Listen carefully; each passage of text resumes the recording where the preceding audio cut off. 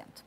E agora vamos conversar com a doutora, advogada tributária, Carolina de Lulo. Boa noite, doutora. Tão jovem. Obrigada. Boa noite, Isabelle e todos que estão assistindo. Obrigada pelo convite. É um prazer estar aqui. Eu que agradeço. Olha, se vocês acompanham o J Mais ABC, outro dia eu cruzei com um rapaz na rua, ele disse assim, eu adoro quando as advogadas aparecem no J Mais ABC. Porque é uma gama de advogadas, uma mais linda que a outra, uma mais simpática que a outra. Né? Muito obrigada. Mandar um beijo também para a Andréia. Mas o assunto aqui é sério, gente. Tem cara de novinha, mas sabe tudo, viu?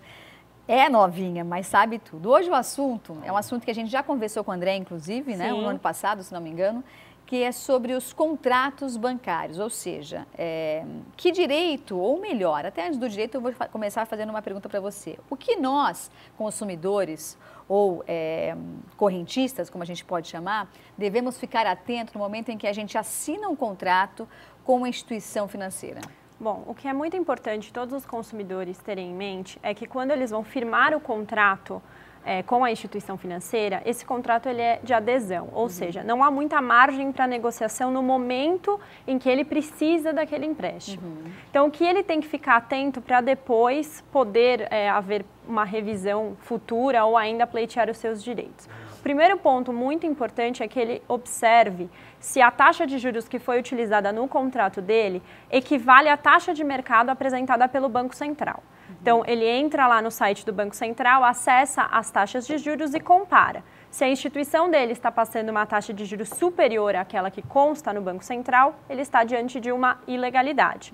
Então, ele poderá depois pedir a revisão deste valor. Outro ponto que é muito importante é que se ele já for correntista do banco e o banco promover a cobrança da taxa de abertura de conta, também é ilegal, porque quando ele virou correntista, ele já tinha pago essa taxa. Outro ponto que é importante, que é um também que eles precisam prestar muita atenção, é que assim, quando você atrasa a parcela, incide uma multa moratória, que é a multa sobre o atraso. Se essa multa for superior a 2% do saldo devedor, também se está diante de uma ilegalidade, porque a jurisprudência ela já entende que essa multa ela só pode ser até 2% do saldo devedor. E por último, quando você fecha o empréstimo, é cobrado o IOF, né, sobre todas essas operações financeiras. Sim. Quando você pede o parcelamento do IOF nas parcelas, você embute esse valor dentro do custo efetivo total. Então, o que acontece? Aumenta o valor e aumenta a taxa de juros que é aplicada. Você gera um efeito cascata. Então, isso também é ilegal e é passível de ser revisto. E aí, imagine, se a pessoa já está devendo X, com os juros 5 vezes X, apesar que, olha, a gente estava conversando agora há pouco que o juros chega a 12% ao mês, né? Sendo que existem países que são 10% ou 12% por ano, quer dizer... Essa taxa de 10% a 12%, eu verifiquei hoje no site do Banco Central, ela é uma taxa média para cheque especial. Então, você já verifica que esse serviço ele realmente é mais caro. Então, tem que tomar muito cuidado, tem que estar com as finanças certinhas para que não seja possível. Mas, às vezes, a pessoa ela tem até vergonha de ir até o estabelecimento, conversar com o seu gerente ou com qualquer pessoa que possa auxiliá-la, porque, assim, se você tem a possibilidade de fechar um contrato, um acordo de algum outro tipo de empréstimo, talvez esse juros seja bem menor do que os 12% do cheque especial ao mês, concorda? Concordo. Muitas vezes, se você tiver um bom relacionamento com o gerente da sua conta, você consegue manter uma certa margem de negociação com ele. Se você entender que não conseguiu o que queria e ainda assim está superior, você consegue fazer uma reclamação no Banco Central, pelo próprio site do Banco Central. Através dessa medida, ele regula as taxas que são aplicadas no mercado. Então, se realmente for superior ou se você não conseguir uma boa negociação, pode ser que por esse intermédio você consiga.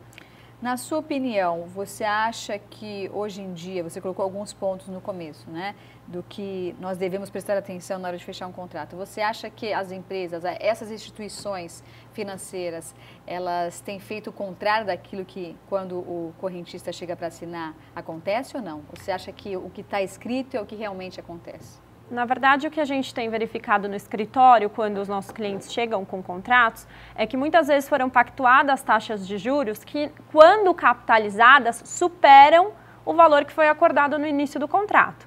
Então, a gente entra com pedido de revisão, exatamente porque a taxa que foi combinada não foi a taxa que está sendo cobrada e no final o cliente acaba pagando mais do que deveria. Agora, isso também não cabe também ao gerente do banco conversar e apontar para aquela pessoa que está muitas vezes desesperada para poder quitar a sua dívida, de que aquele valor pode se alterar lá na frente? Teoricamente não, né? O Código de Defesa do Consumidor, ele prevê que o consumidor tenha amplo acesso a todas as informações relativas ao instrumento que ele está afirmando, porque ele é parte hipossuficiente na relação, ou seja, ele é vulnerável. Então, existe um artigo que protege todos os consumidores e, inclusive, determina que quando essa informação não é corretamente passada, há uma falha na prestação de serviço e a instituição ou qualquer outro tipo de fornecedor pode ser demandada no judiciário. Uhum.